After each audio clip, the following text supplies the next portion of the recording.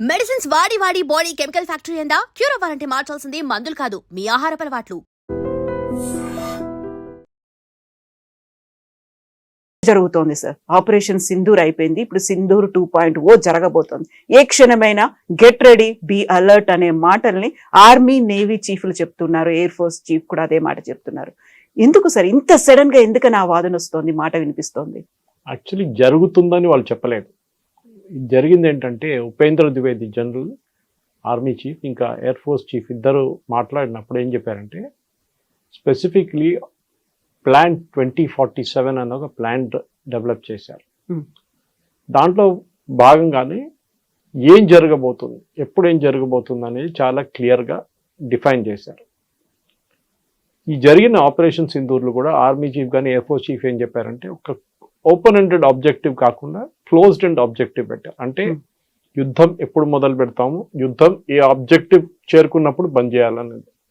ఇప్పుడు Russian Ukraine war చూస్తున్నాం, Russia Ukraine వార్లో ending లేదు, ఎవరికి తెలియదు ఎప్పుడు ఆగుతుందని.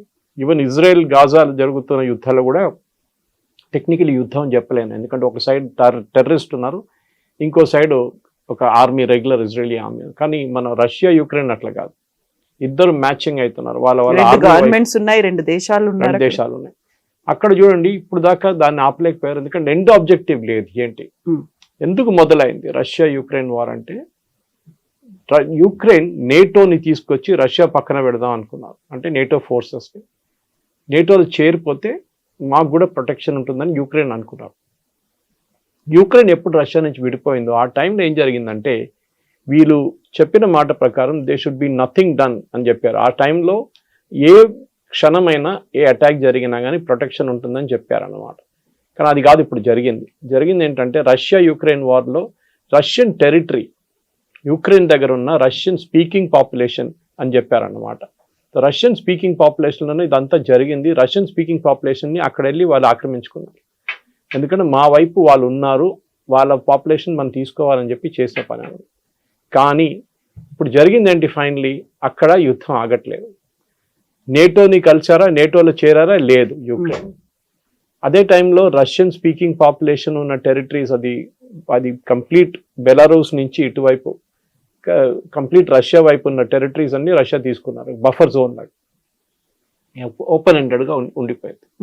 రష్యా అంటున్నారు ఇంకా మేము ముందుకెళ్తాము, ఏ రోజు యుక్రెయిన్ వాళ్ళ డిమాండ్ తగ్గించి వాళ్ళు మా నెగోషియేటింగ్ టేబుల్కి వస్తారో మేము మాట్లాడుతూ ఏ టెరిటరీ మా దగ్గర ఉందో మేము ఆ టెరిటరీ మేము ఉంచుకుంటామన్నాం. ప్రెసిడెంట్ ట్రంప్ ట్రై చేశారు, ప్రైమ్ మినిస్టర్ మోదీ గారు మాట్లాడారు, చాలామంది ట్రై చేశారు, కానీ ఆ వార్ ఆగట్లేదు. కానీ మన ఆపరేషన్ సింధూర్ చూడండి, ఒక ఆబ్జెక్టివ్ ఏంటంటే, we will hit that terrorist camps. 21 terrorist camp identify చేస్తారు, 9 కొట్టాం, ఆబ్జెక్టివ్ అయిపోయింది. మేము అనుకున్నాం అయిపోతుంది, ఇంకా ముందుకు వెళ్ళదు అనుకున్నాం. దానికోసం army joint briefing, army and air force బ్రీఫింగ్లో కూడా with the ministry of external affairs చాలా క్లియర్గా చెప్పారు, మా ఆబ్జెక్టివ్స్ అయిపోయింది, మేము ఇంకా ఏం చేయట్లేదు, కానీ మీరు మళ్ళీ మమ్మల్ని వచ్చి కొడితే మేము మళ్ళీ రియాక్ట్ అవుతాం. అది జరిగింది. మళ్ళీ పాకిస్తాన్ మన వైపు వచ్చి ట్రై చేశారు, మనం మళ్ళీ రిటర్న్ కొట్టాం. ఓపెన్ ఎండెడ్ ఉండే, అది కాదు క్లోజ్డ్ ఎండ్ ఉండే. ఆబ్జెక్టివ్ ఏంటి, పాకిస్తాన్ మిలిటరీ ఇన్ఫ్రాస్ట్రక్చర్ని కొట్టాలని నెక్స్ట్ స్టెప్ ఉండే, అది కొట్టారు. ప్రెసిజన్ స్ట్రైక్ అని అనుకున్నారు, precision strike, and it was objective very clear, ఇది కొట్టాల్సింది, ఇది కొట్టేసిన తర్వాత మీరేం చేయకండి. ఇమ్మీడియట్ గా మన కైరానా హిల్స్ కానివ్వండి, జకోబాబాద్ కానీ, వాళ్ళ సర్గోడా ఎయిర్ ఫోర్స్ బేస్ కొట్టినప్పుడు వాళ్ళు ఆటోమేటిక్లీ ఒక సరెండర్ ప్లాన్ మీద వచ్చేసారు. వాళ్ళు వీ వాంట్ సీజ్ ఫైర్ అన్నారు, టికెట్ అని చెప్పాం మనం. డీజీఎంఓ మాట్లాడుకున్నారు. దాని తర్వాత ట్రంప్ వచ్చి నేనే చేశాను చెప్పి, ట్రంప్ అసలు రోల్ లేకుండే, వాళ్ళ మినిస్ట్రీ, ట్రంప్ వాళ్ళ టీం మాట్లాడారు, అసీం మునీర్తో కానీ, ఇక్కడ ప్రైమ్ మినిస్టర్ మోదీతో మాట్లాడారు, అక్కడ వాళ్ళ సివిలియన్ అడ్మినిస్ట్రేషన్తో మాట్లాడలేదు. మనది క్లోజ్ ఎండెడ్ కాన్ఫ్లిక్ట్ ఉండేది. అయిపోగానే మనం అనౌన్స్ చేస్తాం, okay we have nothing to do more, మా ఆబ్జెక్టివ్ రియలైజ్ అయిపోయింది, మాకేం కావాలని మేము కొట్టేసాం. ఫ్యూచర్ కాన్ఫ్లిక్ట్స్ ఏమి ఉండబోతుంది, దట్ ఈస్ వెరీ ఇంపార్టెంట్. అక్కడే వస్తుంది ప్లాన్ అంతా. ఇప్పుడు సర్ క్రీక్ కి సంబంధించి వాళ్ళు తీసుకున్నటువంటి ఒక చర్యలు, అక్కడ వైమానిక స్థావరాలను కావచ్చు, లేకుంటే వాళ్ళ రక్షణ స్థావరాలను ఏర్పాటు చేస్తున్నారు, అందువల్లే అలర్ట్ గా ఉండాల్సిన అవసరం ఉంది అనేది ఒక మాట రాజ్నాథ్ సింగ్ చెప్తున్నారు. మీరు కరాచీ పోర్టుకు వెళ్ళాలి అనుకుంటే సర్ క్రీక్ గుండానే వెళ్ళాలి, అది మాత్రం మర్చిపోకండి, మేము అక్కడ ఉన్నాము, కాచుకొని కూర్చున్నాము, ఏ క్షణమైనా మేము అటాక్ చేయొచ్చు మీరు కనుక ప్రొసీడ్ అవుతే. సర్ క్రీక్ అనేది ఒక పాత ఇష్యూ ఉండే, అన్రిజాల్వ్డ్ ఇష్యూ ఒకటి. ఏదో మన అరుణాచల్ వైపు ప్రదేశ్ కానీ, అరుణాచల్ ఉన్నా కానీ, ఇటువైపు జమ్మూ కాశ్మీర్లో ఉన్న అన్రిజాల్వ్డ్ ఇష్యూలో సర్ క్రీక్ కూడా ఒక ఇష్యూ. అది చాలా పాత ఇష్యూ. దాంట్లో నెగోసియేషన్ జరిగింది ఇండియా పాకిస్తాన్కి. థర్డ్ పార్టీ మీడియేషన్ కూడా చేశారు. థర్డ్ పార్టీ మీడియేషన్లో మనం యుఎన్ బాడీ లాగా ఒక బాడీ దగ్గర వెళ్ళి మాట్లాడినప్పుడు వాళ్ళేమన్నారంటే 70% భారతదేశం పెట్టుకుంటారు. And it's a very marshy area. అక్కడ మీకు 6 నెలలు నీళ్ళు ఉంటుంది, 6 నెలలు నీళ్ళు ఉండవు. So it's very very marshy kind of. అక్కడ మీరు బిల్డింగ్లు ఏం కట్టలేవు, అందులో హ్యాబిటాట్ కూడా ఏముండదు ఎక్కువ. మీరు రాన్ ఆఫ్ కచ్ చూస్తే అటువైపు ఒక వైప్ ఆఫ్ ఏం చెప్తారు జాగ్రఫీ ఉంటుంది, ఇటువైపు ఇంకో టైప్ ఆఫ్ జాగ్రఫీ ఉంటుంది అనమాట. సో దాంట్లో 30% పాకిస్తాన్కి ఇచ్చామన్నారు. పాకిస్తాన్ మేము అగ్రీ చేయమన్నారు. మరి కొత్తగా 2-3 పోస్టులు తీసుకొచ్చి పెట్టారు. మనం ఏమన్నా సరే మీరు పోస్టులు పెట్టారు కదా, మీరు ఇంకా ఇక్కడ రండి, మీ వైపు నుంచి ఇక్కడికి వస్తే మేము చూపిస్తాం. రాజ్నాథ్ సింగ్ గారు చెప్పారు, గుర్తుపెట్టుకోండి 71లో అండ్ బిఫోర్ దాట్ ఆల్సో మేము లాహోర్ దాకా వచ్చాము, లాహోర్లో మేము ఉన్నాము, మేము లాహోర్లో ఆ రోజు ఉంచుకోవాలంటే ఉంచుకోలేము, కానీ Indira Gandhi took a decision to pull the army back and before that Nehru also once did that. అది తప్పు చేశారు వాళ్ళు. మన లాహోర్ ఉంచుకుంటే బాగుంటుండే మన దగ్గర, అది మొత్తం హాఫ్ ఆఫ్ పాకిస్తాన్ మన దగ్గర ఉంటుండే. కానీ అది హిస్టరీ. కానీ ఇప్పుడు ఫ్యూచర్ కాన్ఫ్లిక్ట్స్ ఏం జరగబోతుంది? ఒకటి టెక్నాలజీ ఉంటుంది చాలా మటుకు, ఆత్మనిర్భరత. ఎయిర్ ఫోర్స్కి కావాల్సింది ఎయిర్ క్రాఫ్టా, డ్రోన్స్? ఇది చాలా పెద్ద ఒక క్వశ్చన్. ఆర్మీకి కూడా అంతే క్వశ్చన్. ఇంకోటి థియేటరైజేషన్ ఆఫ్ కమాండ్. ఒకటే కమాండ్ కింద అందరు పనిచేస్తారు. ఆర్మీ, నేవీ, ఎయిర్ ఫోర్స్ ఒకటే కమాండ్ కింద పనిచేస్తారు. ఇది కార్గిల్ వార్ నుంచి స్టార్ట్ అయిన ప్రాబ్లం అనమాట. కార్గిల్ వార్లో ఆర్మీ వాళ్ళు ఎయిర్ ఫోర్స్ సపోర్ట్ అడిగినప్పుడు వాళ్ళు మళ్ళీ తిరిగి వాళ్ళ కమాండ్కి వెళ్ళి వచ్చేదాకా గంట సేపు పట్టింది. నౌ ఇప్పుడు ఫ్యూచర్ కాన్ఫ్లిక్ట్స్ ఏంటంటే ఒకటే కమాండ్ ఉంటుంది. ఒక ఆర్మీ అయినా మొత్తం కంట్రోల్ చేస్తారు, లేకుంటే ఒక ఎయిర్ ఫోర్స్ అయినా అందరినీ కంట్రోల్ చేస్తారు సీనియర్ లెవెల్లో, చాలా సీనియర్ లెవెల్లో. అది ఆల్రెడీ మన అండమాన్స్లో స్టార్ట్ చేసేసాం. ట్రై సర్వీస్ కమాండ్ ఒకటి ఆల్రెడీ ఉంది అక్కడ. We have small way. ఇది జనరల్ బిపిన్ రావత్ మొదలుపెట్టిన కాన్సెప్ట్. ఇది ముందు ఒక మన పాత ఆర్మీ చీఫ్ ఒకరు ఉన్నారు, operation blue star, Krishnaswamy Sundarji అని చెప్పి, థింకింగ్ జనరల్ అంటారు ఆయన. అప్పుడు తీసుకొచ్చిన కాన్సెప్ట్ని తర్వాత బిపిన్ రావత్ వచ్చిన తర్వాత he became the serious, and దాని తర్వాత ఆయన he became the overall head of the arm forces. అప్పుడు జరిగిన ఒక మెయిన్ కంబైన్డ్ డిఫెన్స్ సర్వీసెస్ హెడ్గా ఆయన చెప్పారు ఇది ఇంప్లిమెంట్ చేయాలి. కానీ దాంట్లో చాలా ఈగో ప్రాబ్లమ్స్ ఉన్నాయి. ఎయిర్ ఫోర్స్ వాళ్ళు పట్టించుకుంటారు ఆర్మీ వాళ్ళని, ఆర్మీ వాళ్ళు ఎయిర్ ఫోర్స్ వాళ్ళు పట్టించుకుంటారు, నేవీ అయిన అపాయింట్ చేస్తే వీరిద్దరు పట్టించుకోరు అని చెప్పి. ఎనీవే అది నడుస్తుంది, ఆ ప్లాన్ ఇస్ గోయింగ్ ఆన్. కానీ దానికన్నా ముందు టెక్నాలజీ వైజ్ మనం ఏం చేయబోతున్నాం చాలా పెద్ద క్వశ్చన్. దాంట్లో ఆత్మనిర్భరత ఒకటి ఉంటుంది. ఎందుకంటే ఇండిజనైజేషన్. ఇప్పుడు మన రఫాల్ తీసుకోండి, ఆల్రెడీ మన దగ్గర 3 స్క్వాడ్రన్లు ఉన్నాయి, ఇంకా 3 తెప్పిస్తున్నాం నేవీ కోసం. అది కాకుండా నెక్స్ట్ సెట్ ఆఫ్ 6 లేకుంటే 8 లేకుంటే 11 స్క్వాడ్రన్లు ఆర్డర్ చేయబోతున్నాం. కానీ రఫాల్ దగ్గర ఏం చెప్పారంటే, రఫాల్ కాదు వాళ్ళ పేరెంట్ కంపెనీ దగ్గర ఏం చెప్పారంటే, మీరు మొత్తం భారతదేశంలో తయారు చేయాలి, అట్లీస్ట్ 70% ఇండిజనైజేషన్ ఉండాలని చెప్పారు. డెస్సా అని వాళ్ళ పేరెంట్ కంపెనీ వాళ్ళకి చెప్పారు, వాళ్ళు అగ్రీ చేశారు. సో హైదరాబాద్లో ఇప్పుడు దాన్ని ఫస్ట్ స్టార్ట్ అయిపోయింది. ఏంటి, షెల్ తయారు చేస్తున్నారు టాటా వాళ్ళు, టాటా రఫాల్. సాఫ్రాన్ అని చెప్పి రఫాల్లో పెట్టి ఇంజిన్, మెయిన్ ఇంజిన్ వాళ్ళ కంపెనీ కూడా హైదరాబాద్లో ఉంది, బెంగళూరులో ఉంది. సో మనం ఏం చేస్తున్నాం అంటే ఈ మొత్తం టెక్నాలజీని వీఆర్ బ్రింగింగ్ ఇట్ హోమ్. మనం ఖర్చు పెడుతున్న డబ్బుల్లో మన దగ్గరే 70% ఉండిపోవాలి, మన కంపెనీలకే బిజినెస్ రావాలి, మన దేశంలోనే యంగ్స్టర్స్కి ఛాన్స్ రావాలన్న. ఇది టెక్నాలజీ వైపు ఉంటే, నెక్స్ట్ వైపు ఏంటంటే పొలిటికల్ డిసిషన్ మేకింగ్లో చాలా మటుకు మోదీ గారు ఈసారి ఫ్రీ హ్యాండ్ ఇచ్చారు ఆర్మీ, నేవీ, ఎయిర్ ఫోర్స్కి. మీరు ఆబ్జెక్టివ్ ఇది, మీరు డిసైడ్ చేయండి ఎట్లా చేయాలి, ఏ టైం చేయాలి, ఎప్పుడు చేయాలని మీరు డిసైడ్ చేయాలి. దానికోసం పెహల్గాం జరగాలని చాలా మంది అడిగారు, ఏంటి మోదీ గారు ఏం చేయట్లేదు, 5 రోజులు అయింది, 10 రోజులు అయింది, ఏం చేయట్లేదు అని. అంతా ప్లానింగ్ చేయాల్సి వస్తుంది, ఏదో వెళ్ళి కొట్టడం కాదు. యూనిట్ అబ్సల్యూట్ ఇంటెలిజెన్స్, ఏం జరగబోతుంది, ఎక్కడ ఉంది అని. సో అదే జరిగింది. And what your seen is ఆ రిజల్ట్ మనం చూసాం ఆపరేషన్ సింధూర్ది. చాలా ప్రిసైజ్గా కొట్టాం మనం అది. నెక్స్ట్ ఫ్యూచర్ వాజ్లో 2047 ప్లాన్ ప్రకారం అది కూడా షార్ట్ వాజ్ ఉంటుంది, చిన్న చిన్న బర్స్ట్లో 3 రోజులు 4 రోజులు ఉంటుంది అని క్యాల్కులేట్ చేస్తున్నారు. ఎందుకంటే దానికన్నా ఎక్కువ పాకిస్తాన్ డ్రాగ్ చేయలేరు. పాకిస్తాన్ ఒక యుద్ధం చాలా రోజులు నడిపేయలేరు. మనం బంగ్లాదేశ్ వైపు చూసాం, ఈస్ట్ పాకిస్తాన్లో కాకుండా మనం 65లో చూసాం, 68 చూసాం. So we are seen different. పాకిస్తాన్తో జరిగిన చాలా మటుకు వార్ 71లో కూడా వాళ్ళ దగ్గర స్టేయింగ్ కెపాసిటీ లేదు ఎక్కువ. చిన్న దేశం, చిన్నదంటే ప్రతి బిగ్, బట్ వాళ్ళ దగ్గర స్టేయింగ్ కెపాసిటీ లేదు. సరే యుఎస్ నుంచి ఆయుధాలు తీసుకుంటే ఆయుధాలు తీసుకోవచ్చు, బండి కొనొచ్చు, డ్రైవింగ్ చేయాలి కదా ఎవరైనా, అది ప్రాబ్లం అని అయిపోయింది. చైనీస్ దగ్గర నుంచి ఎయిర్క్రాఫ్ట్ తీసుకున్నారు, అది ఇప్పుడు బాగా పనిచేయట్లేదు, దాని ఇంజిన్స్ పోయింది అంటున్నారు. రష్యా దగ్గర నుంచి ఇంజిన్ తీసుకున్నా అని చెప్పి నిన్న ఒక కథ పెట్టారు Jayaram Ramesh, it turned out to be fake. So వాళ్ళ దగ్గర బేసిక్ ప్రాబ్లం ఏంటంటే ఇప్పుడు ఇరాన్ని ట్యాకిల్ చేయడానికి యుఎస్ పాకిస్తాన్ని వాడుకుంటున్నారు.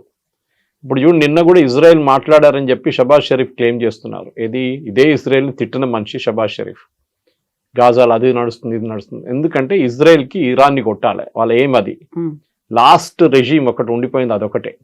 Saddam Hussein is not there, Gaddafi is not there, Hafiz al Saeed is not there. ఇక్కడ మన సిరియాలో ఎవరు లేరు, అందరు ఖాళీ చేసేసారు వాళ్ళ దుకాణం. మిగిలిపోయింది ఒకటే ఇరాన్.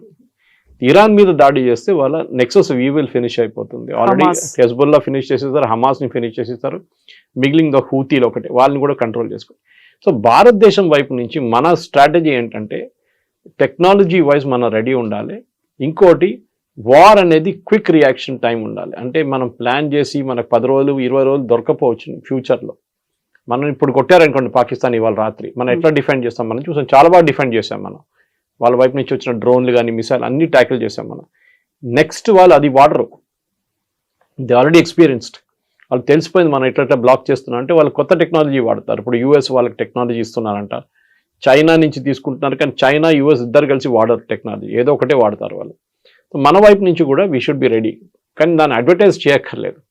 మేము ఇది చేస్తున్నాం అది చేస్తున్నాం అని చెప్పి చేయాల్సింది క్వైట్గా చేసి that we should be prepared. అదే చెప్పారు ఆర్మీ చీఫ్ కూడా చెప్పారు, that future war will be stronger. Pakistan ఇంకా కొత్తది ఏదైనా సర్కస్లు ట్రై చేస్తే దెబ్బ చాలా సీరియస్గా ఉంటుంది. పాకిస్తానే ఉండకుండా పోతుంది అనమాట. Pakistan will cease to exist. అంటే ఒక న్యూక్లియర్ వార్ అని చెప్పట్లేదు, కానీ Pakistan will cease to exist అంటే మొత్తం వాళ్ళ కంప్లీట్గా ధ్వంసం చేసేస్తారు. ఇప్పుడు చూసింది ఒక సినిమా ట్రైలర్ లాగా అనమాట. సరైన సినిమా ఇంకా వస్తుంది, చాలా డిస్టెన్స్ ఉంది, సినిమా ఒకటి వస్తుంది. So at the same time ఇప్పుడు మన దగ్గర కూడా డిఫెన్స్ సిస్టమ్కి సంబంధించి మనం తీసుకోవాల్సినటువంటి యుద్ధ విమానాలు కావచ్చు, లేకుంటే ఫైటర్ జెట్లు, రాఫెల్లు, వీటన్నిటికీ మన దగ్గర కొనుగోలు అనేది అంటే లైక్ మనం కొనుక్కోవాలి అనుకున్నప్పుడు కెపాసిటీ తగ్గిపోతోందని ఈ మధ్యన వస్తున్నటువంటి వార్తలు కూడా F-16లు తీసుకోవాలా, లేకుంటే S-47లు 56లు తీసుకోవాలా, వీటితో పాటుగా ఎక్కడి నుంచి తీసుకోవాలి, ఒక క్రైసిస్ అనేది కనిపిస్తుంది. కాబట్టి చైనా ఇస్ కమింగ్ ఫార్వర్డ్, మేము అమ్ముతాము మీరు తీసుకోండి, 5 ఏళ్లలో మేము 5 ఇస్తాము అనే వార్తలు, ఇవన్నీ కూడా యాక్చువల్గా ఏది ఎంత రిలయబుల్గా ఉంది సార్? ఫైటర్ ఎయిర్ క్రాఫ్ట్ అనేది నేను కొంత ఎయిర్ ఫోర్స్ వాళ్ళ దగ్గర మాట్లాడాను అనుకుంటే దీని గురించి ఆఫ్టర్ ఆపరేషన్ సింధూర్. డ్రోన్ చూడండి, ఇప్పుడు మన యుక్రెయిన్ రష్యా వార్లో డ్రోన్స్ ఎక్కువ వాడుతున్నారు, ఫైటర్ ఎయిర్ క్రాఫ్ట్ చాలా తక్కువ. ఒక $20,000 డ్రోన్ ఒక 1.8 మిలియన్ ఒక మిసైల్ని కొట్టుపడేస్తుంది. అట్లనే ఎయిర్ క్రాఫ్ట్ కూడా తక్కువ కాదు, ఒక F-35 $100 million అంటారు దానికి. అంత ఎక్స్పెన్సివ్ ఎయిర్ క్రాఫ్ట్ మెయింటైన్ చేయాలన్నా వద్దా అనేది మనకు పెద్ద క్వశ్చన్. నెక్స్ట్ మనకు కూడా మన వైపు నుంచి యాక్మా కానీ దానికన్నా ముందు తేజస్ 1 and 2కి మనం చాలా మటుకు డిలేస్ అయింది మన దగ్గర, DRDO వైపు నుంచి, HAL వైపు నుంచి. అది ఎయిర్ ఫోర్స్ చీఫ్ చాలా క్లియర్గా చెప్పారు, వాళ్ళకి చెప్పిన డెడ్ లైన్ వాళ్ళు మీట్ చేయట్లేదు. సో వాళ్ళు డెడ్ లైన్ మీట్ చేయకపోతే ఏం చేయాలి? వాళ్ళ మెయిన్ ప్రాబ్లం ఏముంటుంటే ఇంజిన్ గురించి. ముందు మనం GE దగ్గర నుంచి ఇంజిన్ తీసుకుందాం అనుకున్నాం from US for the basic air craft training, అది జరగలేదు. దాని తర్వాత అప్పుడు దాకా తేజస్లో కొత్త ఇంజిన్ తీసుకొచ్చాం, దాని తర్వాత ఫ్రెంచ్ వాళ్ళు ఆఫర్ చేశారు ఇప్పుడు. దాని తర్వాత ఎక్మా ఉంది, నెక్స్ట్ జనరేషన్ 4.5 సిస్టమ్ ఒకటి ఉంది, జనరేషన్ ఫైటర్, దానికి కావాల్సిన ఇంజిన్. మిగతా అన్ని మనం ఏవియానిక్స్ దాకా షెల్ అన్ని తయారు చేసుకుంటాం. Engines are very very crucial. ఇది ఎట్లయిపోతుందంటే మనం కార్ షోరూమ్కి వెళ్ళిన తర్వాత వాడు కార్ చూపించి ఇది 5 లక్షల కార్ అంటాడు, మీరు చాలా హ్యాపీ అయిపోతారు, ఇంత తక్కువ నా కార్ వస్తుంది, దాంట్లో అంటాడు ఇంజిన్ లేదంటాడు, మళ్ళీ ఇంజిన్ పెడితే ఇంత అవుతా అంటాడు. So air craft is like that. Fighter air craft కొనేటప్పుడు మనకి ఏం కావాలో అది అడుగుతారు వాళ్ళు. మీ వైపు నుంచి ఎక్కడెక్కడ ఆపరేట్ చేయాలి, డెసర్ట్ ఆఫ్ రాజస్థాన్, లద్దాఖ్లో -40 degrees, లేకుంటే అరుణాచల్ ప్రదేశ్లో ఉన్న వర్షాల్లో ఎక్కడ యూజ్ చేస్తారు ఎయిర్ క్రాఫ్ట్. ఎందుకంటే తీసుకున్న 3-4 స్క్వాడ్రన్లు తీసుకుంటాం కదా, ఒక స్క్వాడ్రన్ అంటే 14 నుంచి 16 ఎయిర్ క్రాఫ్ట్. సో దాని ఇంజిన్ డెవలప్ చేయాల్సి వస్తుంది. ఇంజిన్ ఈచ్ ఎయిర్ క్రాఫ్ట్కి ఒక్కొక్కసారి కొంటున్నప్పుడు డిఫరెంట్ ఇంజిన్స్ ఉంటుంది. ఇప్పుడు రష్యా దగ్గర తీసుకున్నప్పుడు రష్యా వాళ్ళు దాంతో సర్వీస్ ఇస్తారు మనకి, we will take care of the air craft. The US problem ఏంటంటే ఇట్లానే బ్లాక్మెయిల్ చేస్తారు. దీనికన్నా ముందు కూడా మనం న్యూక్లియర్ బ్లాస్ట్ చేసినప్పుడు పోఖ్రాన్లో మొత్తం బ్యాన్ చేసి పడేస్తారు వాళ్ళు. ఆలోచించండి, మీరు కొత్త కొత్త ఎయిర్ క్రాఫ్ట్ తీసుకుంటారు, F-35 తీసుకుందాం అనుకున్నా, తీసుకోరు, అది ప్రసక్తే రాదు. తీసుకుంటే కూడా దాని స్పేర్ పార్ట్స్ రేపు ఆపేసి ఏం చేస్తారు మీరు? It become junk. బ్లాక్మెయిల్ చేయడానికి US ఇస్ ఎక్స్పర్ట్స్. మనం ఏం చేయాలంటే కొంటున్నప్పుడు instead of buying wholesale Russia దగ్గర నుంచి లేకుంటే ఫ్రాన్స్ దగ్గర నుంచి లేకుంటే యుఎస్ దగ్గర నుంచి కొనే బదులు mix and match of aircraft కొనాల్సి వస్తుంది. F-16 is a very పాత టెక్నాలజీ. అది F-16 పోయింది కంప్లీట్గా. We have to take new technology. 5th generation ఫైటర్కి వచ్చేసాం ఇప్పుడు. 3rd జనరేషన్ కాదు ఇప్పుడు మనకు కావాల్సింది. సో 5th జనరేషన్ ఎయిర్క్రాఫ్ట్లో మనం కూడా యాక్మా అని చెప్పి తయారు చేస్తున్నాం ఒకటి కొత్త టెక్నాలజీతో. బహుశా 2040 దాకా రెడీ అయిపోతుంది. దానికన్నా ముందు 2035 ఇంకో సెట్ ఎయిర్క్రాఫ్ట్ రావాల్సింది. తేజస్ 2 ఏమో 2013 ఎండి దాకా డెలివర్ అంటున్నాం. చాలా పెద్ద ప్లాన్ ఉంది. ఈ ప్లాన్లో అంతా మనం తయారై పాకిస్తాన్, మనకు ప్రిన్సిపల్ ఎనిమీ పాకిస్తాన్. చైనా కూడా ఉన్నారు కానీ చైనా ఇండియా అంటే ఒక 1-to-1 ఫైట్ అయితే మన ఈక్వల్ ఫైట్లో ఉంటాం. చైనా కూడా చాలా మంచి టెక్నాలజీ ఉంది వాళ్ళ దగ్గర. వాళ్ళ పాత సిస్టమ్ లాగా కాదు, they have developed real good technology. సరే వాళ్ళ రాడార్ పనిచేయట్లేదు ఈసారి, అది మనం కొట్టాము, అదంతా జరిగింది. కానీ చైనాకి కావాల్సింది, చైనా పాకిస్తాన్కి ఇచ్చింది 3rd రేట్ ఇచ్చారు, సెకండ్ హ్యాండ్ స్టఫ్ ఇచ్చారు, మంచి మిషన్స్ ఏమి ఇవ్వలేదు వాళ్ళు. కానీ ఫ్యూచర్ వార్లో చెప్పలేము. టిబెట్ వైపు నుంచి కానీ అరుణాచల్ వైపు నుంచి చైనా డైరెక్ట్ మన మీద యుద్ధం చేయరు. ఎందుకంటే వాళ్ళకి తెలుసు మనం చైనా భారతదేశం యుద్ధం వచ్చేస్తే అప్పుడు యుఎస్ ఇన్వాల్వ్ అయిపోతారు, భారతదేశం వైపు వచ్చేస్తారు యుఎస్. సో చైనాకి చాలా క్లియర్గా తెలుసు అనమాట. దానికోసం వాళ్ళు ఇప్పుడు ఏం చేయట్లేదు. ఇప్పుడు చూడండి పాకిస్తాన్లో యుఎస్ వచ్చి పాకిస్తాన్తో ఒక అగ్రిమెంట్ చేసుకుంటే చైనా విత్డ్రా చేసుకుంటే పోతున్నారు అక్కడి నుంచి. So belt and road initiative కానివ్వండి మిగతా ఇనిషియేటివ్స్లో వాళ్ళు విత్డ్రా చేస్తున్నారు. ఇప్పుడు వాళ్ళు ఏదో ప్రామిస్ చేశారు అదంతా విత్డ్రా చేస్తున్నారు ఫండింగ్ అని. సో చైనా కాదు మన main enemy Pakistan. So western ఫ్రంట్లో పాకిస్తాన్ ఉన్నప్పుడు మనకు పెద్ద వరి ఏంటంటే ఒక అటువైపు బంగ్లాదేశ్ కూడా ఇప్పుడు ఒక 3 ఫ్రంట్ వార్లో తయారైంది. ముందు బిపిన్ రావత్ గారు 2.5 ఫ్రంట్ వార్ అన్నారు. Pakistan, China and urban Naxals. అది అర్బన్ నెక్సల్స్ ఇప్పుడు మొత్తం ఆల్మోస్ట్ ఫినిష్ చేసేసాం. ఇప్పుడు మన దగ్గర ఉన్నది పాకిస్తాన్, చైనా, బంగ్లాదేశ్.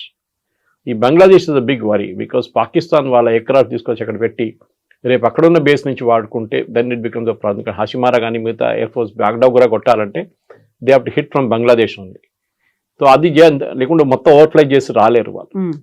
సో మెయిన్గా ఏంటంటే స్ట్రాటజీ వైజ్ కమాండర్స్ కాన్ఫరెన్స్లో కూడా అదే డిసైడ్ చేశారు. ఫ్యూచర్ వార్ఫేర్ అనేది పాత వార్ఫేర్ లాగా కాదు. పెద్ద పెద్ద ట్యాంకులు, ఒక 400 మంది పరిగెత్తుకుంటూ పోతున్నారు, లేకుంటే వేలాది మంది పరిగెత్తుకుంటూ పోతున్నారు తుపాకీలు తీసుకొని, అది తీసుకొని, ఇది తీసుకొని. Doesn't work like that. Modern వార్ఫేర్లో మీరు ఇప్పుడు రష్యా యుక్రెయిన్ వార్ చూడండి, ఎక్కువ సోల్జర్స్ కనిపించారు, చాలా మంది చనిపోయారు, 1,00,000 మంది ఇటువైపు అటువైపు చనిపోయారు. సో దే హావ్ రియలైజ్ అదే అక్కర్లేదు, ఎక్కడో కూర్చొని ఒక డ్రోన్ కొడితే అది అక్కడ వెళ్ళి పడిపోతుంది, దాన్ని డ్యామేజ్ చేయాల్సింది చేసేస్తుంది. And we seen that nuclear command ఎయిర్క్రాఫ్ట్ని కొట్టారు యుక్రెయిన్. రష్యా టెరిటరీలో 3,000 కిలోమీటర్లు నడిపించుకుంటూ పోయి బండి తీసుకెళ్ళి తెలియకుండా అక్కడి నుంచి వాళ్ళు రిమోట్లీ లాంచ్ చేశారు డ్రోన్స్. చాలా డ్యామేజ్ జరిగింది రష్యాకి. సో ఫ్యూచర్ ఆఫ్ వార్ఫేర్ అనేది పాకిస్తాన్తో జరిగితే పాకిస్తాన్ మనం ఎప్పుడు never under estimate your enemy అంటారు. చాణక్య కూడా అదే అన్నారు, నెవర్ అండర్ ఎస్టిమేట్. పాకిస్తాన్ ఏముండదు అది కాదు, వాళ్ళు ఎక్కడి నుంచో తెచ్చుకుంటారు, ఏదైనా అడుక్కొని తెచ్చుకుంటారు. Turkey is a big problem. మనం టర్కీని ఎప్పుడు మనం సీరియస్గా తీసుకుంటలేము. డ్రోన్ టెక్నాలజీలో Turkey is really good. North Korea వైపు నుంచి మిసైల్స్ తెచ్చుకుంటారు వీళ్ళు. సో మనం ఎప్పుడైనా పాకిస్తాన్తో డీల్ చేస్తున్నప్పుడు మనం వాళ్ళ మీద కంప్లీట్ 100% నిఘా ఉండాల్సింది. మనకి వాళ్ళు ఏం చేయబోతున్నారు, ఎప్పుడు ఏం చేస్తున్నారు అని చాలా క్లారిటీ ఉండాలి. దానికోసం ఈ డాక్టరీని తయారు చేసినప్పుడు 2047 ప్రాజెక్ట్లో we will deal with Pakistan.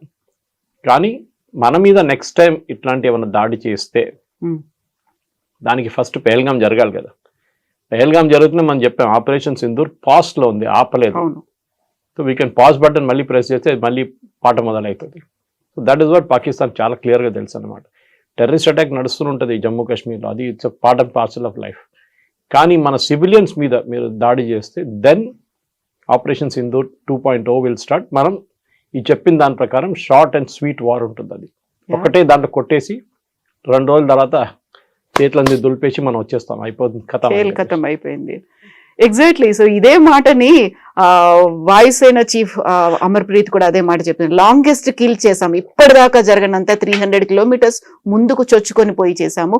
గతంలో చూపించినటువంటి సహనం, సంయమనం అనేది ఇప్పుడు మాకు కనిపించదు. మీరు ఎలా ఉంటారో అంతకు మించి మేము యాక్ట్ చేయబోతున్నాము అనుకున్నప్పుడు సైలెంట్ గా అయితే ఉంటుందంటారా? లైక్ పాకిస్తాన్ ఇప్పుడు ఒక వార్నింగ్ అయితే మనం ఇచ్చాం, మీరు ఏదో చేయబోతున్నారు, మేము వార్నింగ్ ఇస్తున్నాము అనేది. సైలెంట్ గా ఉంటుందా, వాళ్ళు ఏదో చేయబోస్తారు అనేది? అలా పాకిస్తాన్ ఆలోచన స్ట్రాటజీ ఉంటుందంటారా ఇప్పటిదాకా చూస్తే? పాకిస్తాన్ ఒక ఫెయిల్డ్ నేషన్ అండి. Economically failed, militarily failed. ఎన్ని యుద్ధాలు ఓడిపోయారు భారతదేశంతో. 71 వాజ్ అల్టిమేట్ హ్యూమిలియేషన్. ఢాకాలో సరెండర్ చేయాల్సి వచ్చింది. బాకీ పెట్టి general Niazi had to surrender. That అంతకన్నా పెద్ద ఇన్సల్ట్ ఒక ఆర్మీ ఒక సోల్జర్కి కానీ ఒక జనరల్కి ఎప్పుడు ఉండదు సరెండర్ చేయడం అనేది. పాకిస్తాన్ మన మీద దాడి చేయడం కన్నా ఎక్కువ వాళ్ళ దగ్గర ఇప్పుడున్న ఫారిన్ ఎక్స్చేంజ్ రిజర్వ్ చూస్తే డబ్బులు అస్సలు లేదు. కానీ యూఎస్ ఇప్పుడు సహాయం చేస్తున్నారు. ఎందుకు? ఒకటి, ట్రంప్ వాళ్ళ ఫ్యామిలీని హెల్ప్ చేశారు. వాళ్ళ క్రిప్టో కరెన్సీ వాళ్ళ డీల్స్లో వాళ్ళ కొడుకు చేస్తున్న బిజినెస్ని వాళ్ళు నడిపిస్తున్నారు. పాకిస్తాన్ చాలా మటుకు పాకిస్తాన్ జనరల్స్ డబ్బులు పెట్టారు దాంట్లో. అది కాకుండా సెకండ్ థింగ్ ఇది వాళ్ళ రేర్ ఎర్త్స్. అది బలూచిస్తాన్ కానివ్వండి, ఖైబర్ పఖ్తూన్ఖా ఏరియాలో రేర్ ఎర్త్స్ చాలా, టంగ్స్టన్ కానీ పెలేడియం కానీ చాలా మటుకు రేర్ ఎర్త్స్ ఉంది అక్కడ. ఇదంతా క్వార్ట్స్, ఇదంతా తీయాలంటే అమెరికన్ టెక్నాలజీ కావాల్సి వస్తుంది. పాకిస్తాన్ దగ్గర లేదు. సో పాకిస్తాన్ ఇచ్చేశారు. ఆలోచించండి, వైట్ హౌస్కి ఒక డబ్బా తీసుకెళ్లారు వాళ్ళు, స్వీట్ డబ్బా లాగా డబ్బా తీసుకెళ్ళి ఓపెన్ చేసి జనరల్ మునీర్ ఇస్ షోయింగ్ ఇది మా దగ్గర ఇదన్నీ ఉన్నాయండి, అక్కడ ఇన్ని రకాలు ఉన్నాయి, మీరు వచ్చి తీసుకోండి అని చెప్పి, మాకు ఇంత డబ్బులు ఇచ్చేసేయండి, మీరు తీసుకెళ్ళిపోండి అని. ఆ డబ్బుల్లో 30% ఆర్మీ వాళ్ళకి వెళ్ళిపోతుంది. వాళ్ళు లండన్ లో ఇల్లు కొనుక్కుంటారు, వాళ్ళ పిల్లల ఎడ్యుకేషన్ సెటిల్ అయిపోతారు అందరూ. పాకిస్తాన్ ఆర్మీ వాళ్ళు అందరూ రిటైర్ అయినాక సెటిల్ ఇన్ లండన్, వాళ్ళ ఒక పెద్ద బంగ్లా తీసుకుంటారు, అక్కడ సెటిల్ అయిపోతారు వాళ్ళు. కానీ భారతదేశం మీద చేయబోయే దాడిలో ఇక్కడ ప్రాబ్లం ఎక్కడ వస్తుందంటే, రేపు బలూచిస్తాన్ ఇప్పుడు దాకా Baloch army was upper hand, liberation army. ఇప్పుడు యూఎస్ ఏం చేశారు, అక్కడ వాళ్ళకి తవ్వాలని చెప్పేసి వాళ్ళని టెర్రరిస్ట్ గ్రూప్గా డిక్లేర్ చేశారు. సేమ్ విత్ ఖైబర్ పఖ్తూన్ఖా వాళ్ళ మొన్న బాంబింగ్ చేశారు, పాకిస్తాన్ ఎయిర్ ఫోర్స్ వాళ్ళ సివిలియన్స్ మీదే బాంబింగ్ చేశారు. ఈ రెండు ఐసోలేటెడ్ ఇన్సిడెంట్గా చూడకుండా మనం చూస్తే క్లియర్గా పాకిస్తాన్ ఇప్పుడు యుఎస్తో కలిసి వాళ్ళ యుఎస్కి కావాల్సిన ఏం కావాలని ఇచ్చేస్తున్నారు, మమ్మల్ని కాపాడుకోండి అని చెప్పేసి. సో రేపు యుద్ధం జరగడానికి ప్రసక్తి లేదు, ఎందుకంటే అమెరికా ఉన్నప్పుడు దాకా మనం ఏం చేయం అక్కడ. అమెరికా కూడా సెల్ఫిష్ ఇంట్రెస్ట్ ఉంటుంది, మేము ఉన్నదాకా మీరిద్దరు కొట్లాడకండి, మేము కూడా పాకిస్తాన్ దగ్గర చెప్తాం ఏం చేయకండి అని చెప్పి. కానీ మన పికింగ్ పాయింట్ ఎక్కడ వస్తుందంటే, మన దగ్గర ఈ టెర్రర్ గ్రూప్స్ పంపిస్తూనే ఉన్నారు. ఒక ఫ్యాక్టరీ ఉంది అక్కడ, అది లష్కర్ తోయిబా కానివ్వండి, మన మిగతా టెర్రర్ గ్రూప్స్ అక్కడ ఏదైనా కానివ్వండి, వీళ్ళందరూ తయారు చేసి పంపిస్తున్నారు టెర్రర్ గ్రూప్స్ని ఇక్కడ. జైషే మొహమ్మద్ వీళ్ళందరూ, హిజ్బుల్ ముజాహిదీన్. సో వీళ్ళని ఆపడానికి మనం స్ట్రాటజీ ఒకటి పెట్టుకోవాలి చాలా clear. Next attack Sindoor will start again. America అక్కడ ఉన్నారో లేదో మాకు తెలియదు. So America selfish interest, Pakistan చూసుకోండి, టెర్రర్ గ్రూప్స్ని మా వైపు పంపించకూడదు. ఎందుకంటే వీళ్ళు మళ్ళీ అంటున్నారు మేము కొత్త బిల్డింగ్లు కడతాము, మేము పెద్ద పెద్ద బిల్డింగ్లు కడతాము, మీరు బాంబ్ చేసినా కన్నా పెద్ద బిల్డింగ్లు కడతా అంటున్నారు టెర్రర్ గ్రూప్స్. కట్టండి, నో ప్రాబ్లం, దాన్ని కొట్టడానికి కూడా ఎక్కువ టైం తీసుకోదు. ఇక్కడ నుంచి బ్రహ్మోస్ పంపిస్తే అయిపోతుంది. ఎందుకంటే లాస్ట్ టైం మీకు గుర్తుంటుంది Kavitha garu, we had to enter Pakistan, బాలాకోట్లో. పాకిస్తాన్లో మన ఎయిర్క్రాఫ్ట్ ఎంటర్ చేయాల్సి వచ్చింది, అక్కడే అభినందన్ ప్రాబ్లం జరిగింది, సర్జికల్ స్ట్రైక్. ఈ టైంలో అది లేదు. None of our aircraft entered Pakistan airspace, including Rafale. Rafale shoot and scoot కేపబిలిటీలో 200 నుంచి 300 కిలోమీటర్ దూరం దాకా మిసైల్ కొట్టచ్చు. మన వైపు బార్డర్ దగ్గర వెళ్ళి నిలబడి అక్కడి నుంచి ఫైర్ చేసి వాళ్ళు వెళ్ళిపోయారు వాళ్ళ బేస్కి. Same with BrahMos, same with Agni. మనం ఏదైనా యూస్ చేయాలి, Agni of course intercontinental ballistic missile, మన చైనా దాకా కొట్టచ్చు. కానీ పాకిస్తాన్ వైపు 300 కిలోమీటర్ మన నార్మల్ మిసైల్స్ నడిచిపోతుంది. సో ద ఓవరాల్ సినారియో ఏంటంటే, ఒకటి చాలా సీరియస్గా ఆర్మీని ప్రొఫెషనలైజ్ చేయడం. నేను కొన్ని రోజుల ముందు ఒక హెచ్ఎంఏ సెమినార్లో మాట్లాడాను, హైదరాబాద్ మేనేజ్మెంట్ అసోసియేషన్లో. College of defence management officers వచ్చారు. మన యాప్రాలో ఉన్న పెద్ద కాలేజ్ ఉంది వాళ్ళ ఆర్మీది, ఆర్మ్ ఫోర్సెస్ది. వాళ్ళ కర్నల్ లెవెల్, వాళ్ళ మేజర్ లెవెల్లో army officers, naval and air force officers training ఇస్తారు, షార్ట్ టర్మ్ ట్రైనింగ్, 6 నెలలు 1 సంవత్సరానికి. వాళ్ళు వచ్చినప్పుడు నేను అదే మాట అన్నాను, నేను కూడా మాట్లాడాను 5 నిమిషాలు అక్కడ. నేను అడిగిన ప్రశ్న ఏంటంటే, కమ్యూనికేషన్ గురించి, నెరేటివ్ గురించి. మనం యుద్ధం గెలిచాం కానీ నెరేటివ్ ఓడిపోయామా అని చెప్పేసి. పాకిస్తాన్ ఇప్పుడు కూడా చెప్పుకుంటున్నారు, మేము 5 కొట్టాము, 7 కొట్టాము, 9 కొట్టాము, 11 కొట్టామని. సరే నాన్న, ప్రూఫ్ అయితే చూపి అంటే ప్రూఫ్ లేదు, మీ సోషల్ మీడియాలో ఉంది, మీరు చూసుకోండి అంటున్నారు. ఆలోచించండి. సో మన ఆర్మీ దగ్గర ఉన్న అన్నిటికంటే పెద్ద వీక్నెస్ ఇప్పుడు ఏంటంటే కమ్యూనికేషన్ స్కిల్స్. అది మనం పాకిస్తాన్ చూడండి, ఒక రోజులో వాళ్ళు 3 ప్రెస్ కాన్ఫరెన్స్, 4 ప్రెస్ కాన్ఫరెన్స్ చేశారు DGISPR, మనం ఒకటే చేశాం. అది వాళ్ళ సోషల్ మీడియా వాళ్ళు వాడుకున్నారు, చాలా మంచిగా వాడుకున్నారు. మన దగ్గర రియాక్షన్ కొంచెం స్లో ఉండే. మీలాంటి నాలాంటి వాళ్ళు వెళ్ళి ట్వీట్ చేశారు. కానీ ఆర్మీ వైపు నుంచి, ఆర్మీ అంటే ఆర్మ్ ఫోర్సెస్, ఇండియన్ ఆర్మ్ ఫోర్సెస్కి ఒక కొత్త కమ్యూనికేషన్ ప్లాన్ తీసుకురావాల్సి వస్తుంది.